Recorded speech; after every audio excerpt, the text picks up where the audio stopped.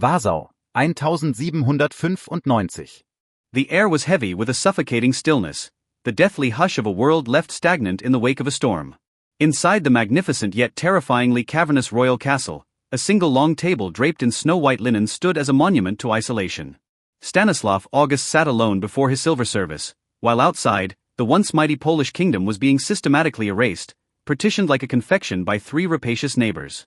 Tonight, by the rhythmic flicker of the hearth, let us journey through the true odyssey of his life with a tale that requires no effort to remember, only to be felt. He was the last sovereign of Poland and one of the most refined polymaths in all of Europe.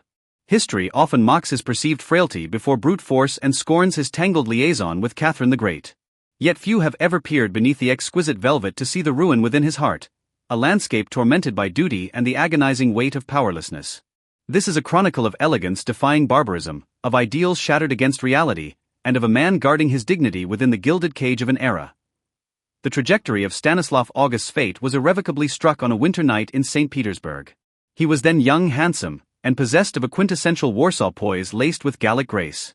Having arrived at the Russian court as a diplomatic envoy, he encountered the Grand Duchess Sophia, the future Catherine the Great, who was then merely a sequestered princess.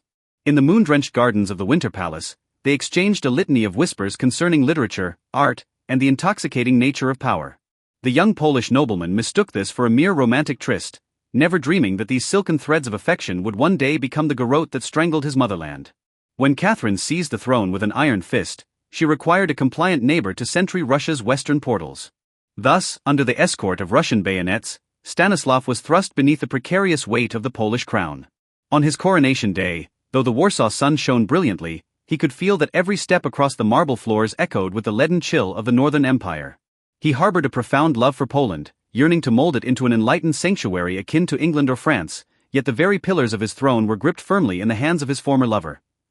Ruling a nation perpetually on the verge of dismemberment, Stanislav chose the gentlest yet most solitary path of redemption, art and enlightenment. He believed that if the body of Poland was destined for suffering, her soul must achieve immortality through the radiance of civilization. He established academies and patronized a legion of painters, poets and architects, meticulously sculpting Warsaw into the Paris of the North. Within the dreamlike palace on the Isle at Lazienki Park, he personally ordained the placement of every marble deity. He made a habit of wandering the long galleries at midnight, his solitary candle illuminating the gods of Greece and Rome, as if only before these immutable stones could he momentarily forget the predatory shadows looming outside his court. He promulgated the Constitution of May 3, the first written supreme law in Europe, attempting to breathe new life into an ancient nation through systemic renewal. Yet, this beacon of reason stung the eyes of the surrounding hunters and provoked Catherine, now the empress of all the Russias. To her, a resurgent Poland was an impermissible hallucination, and any effort by Stanislav appeared pathetically scholarly and diminutive when measured against the crushing weight of absolute military might. As the grim tidings of the first and second partitions arrived, Stanislav's court began to resemble a magnificent funeral parlor.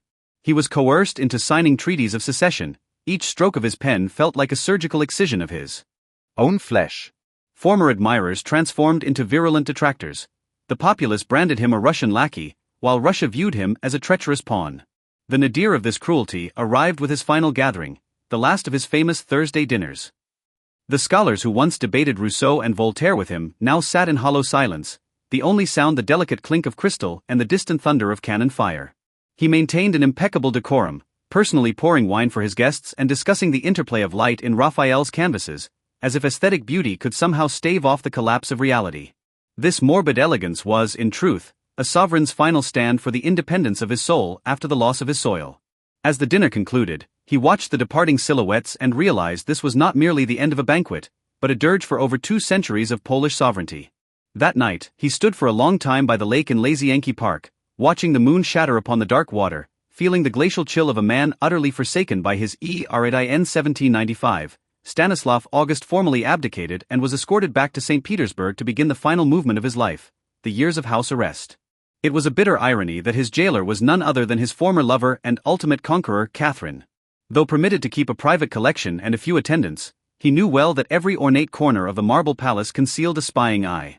Each morning, he continued to fastidiously groom his beard and don his traditional Polish robes, pacing slowly through the silent rooms. He took to writing voluminous letters to Catherine, no longer concerning the mechanics of power, but the repatriation of Polish art and the preservation of ancient codices ravaged by war. He set up a telescope by his window, not to chart the heavens, but to scan the western horizon, imagining if the church bells of Warsaw still tolled in the dawn. He transmuted the solitude of his confinement into a profoundly intellectual and restrained sorrow, a nocturne that seemed destined never to reach its final bard. On a morning in 1798, before the St. Petersburg ice had begun to thaw, Stanislav August passed away peacefully in his sleep. His departure, much like the disappearance of Poland itself, caused barely a ripple in the world's consciousness. Catherine the Great had already predeceased him. Thus, the former lovers and subsequent enemies finally reached a ultimate, silent concord within the dominion of death. History often brands his life with the stamp of tragedy and failure.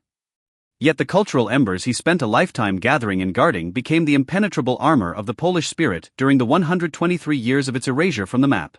Even today, those who wander through lazy Yankee Park can still feel the lingering warmth of the king, an eternal aesthetic force that refused to bow to violence.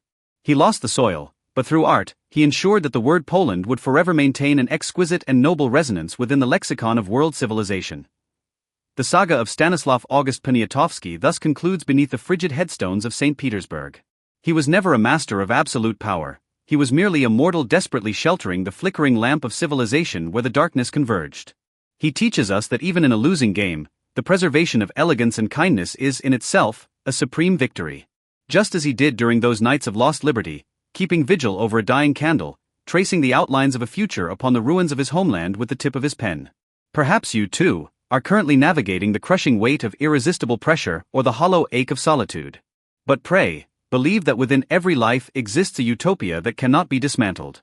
It is found not in territories or hierarchies, but in every resolute breath and your unyielding pursuit of beauty. Tonight's story has ended, the Polish snows have settled, and the world outside has surrendered to silence. May the refinement and serenity of Stanislav August become the softest feather within your dreams, carrying you into an abiding night devoid of strife, filled only with art and peace. Good night, and may sweet dreams attend you.